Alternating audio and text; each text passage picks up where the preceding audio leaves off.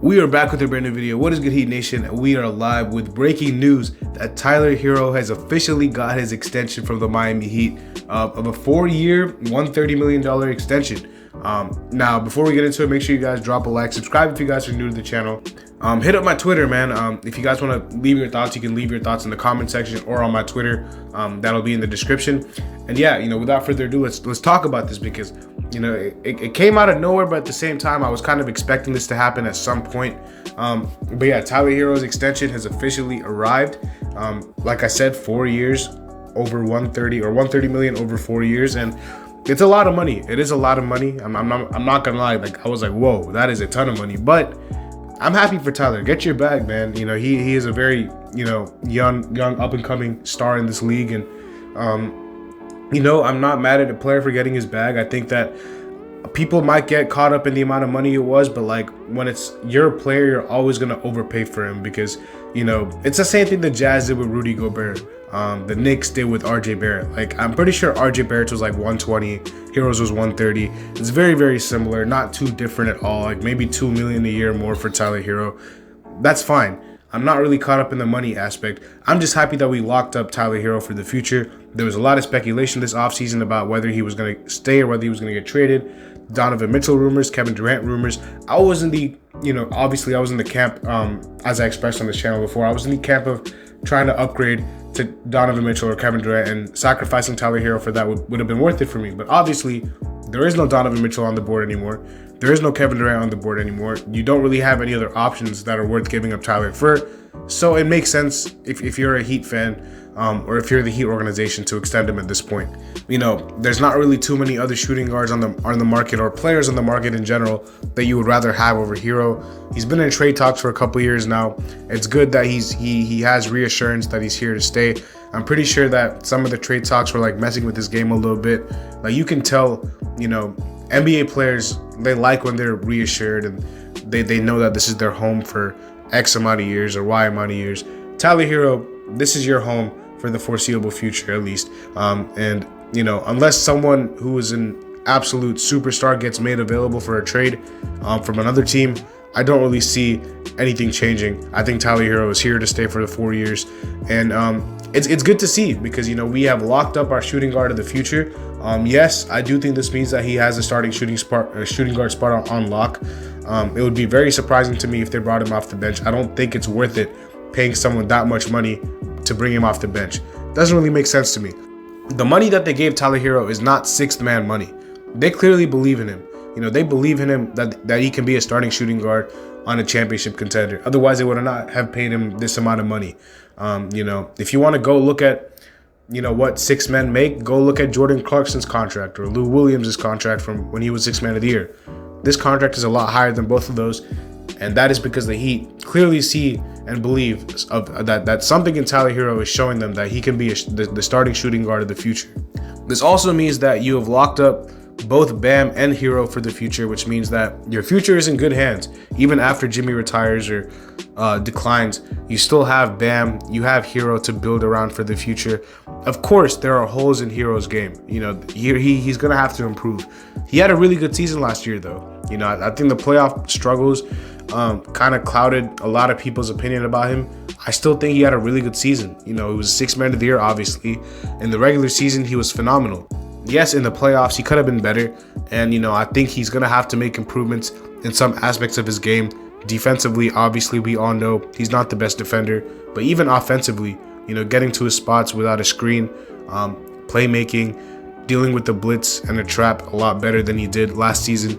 I think he's going to have to do, improve in those categories a little bit. But I think that he already said that he wanted to improve on those, and that's what he worked on over the offseason. Also think getting stronger, putting on a little bit more muscle would also help him absorb and deal with contact better.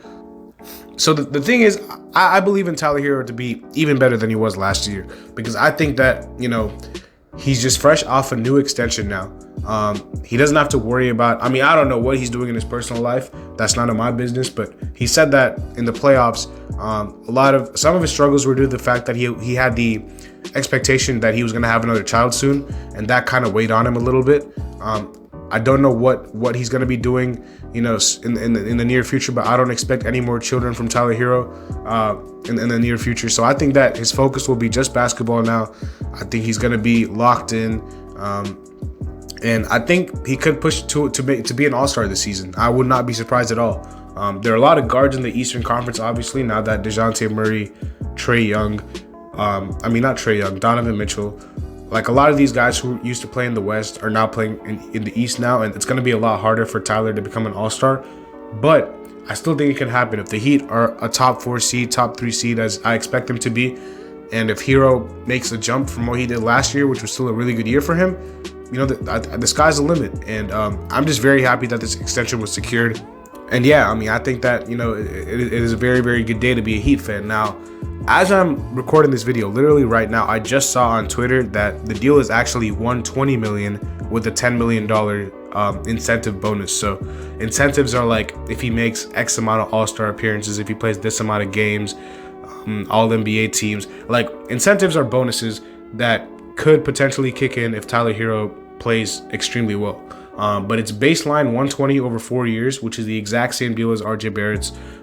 They're all in that, you know, kind of same mode to me. If Tyrese Maxey and Jordan Poole got extended, I would see themselves in that same mode as Tyler Herro and RJ Barrett as far as the amount of money that, you know, they're all making. And listen, I know Tyler Herro is not, you know, the finished product, and I think a lot of people were frustrated that we did not make a trade for Donovan Mitchell and Kevin Durant. But it's not worth, you know, pissing off your shooting guard and not extending him.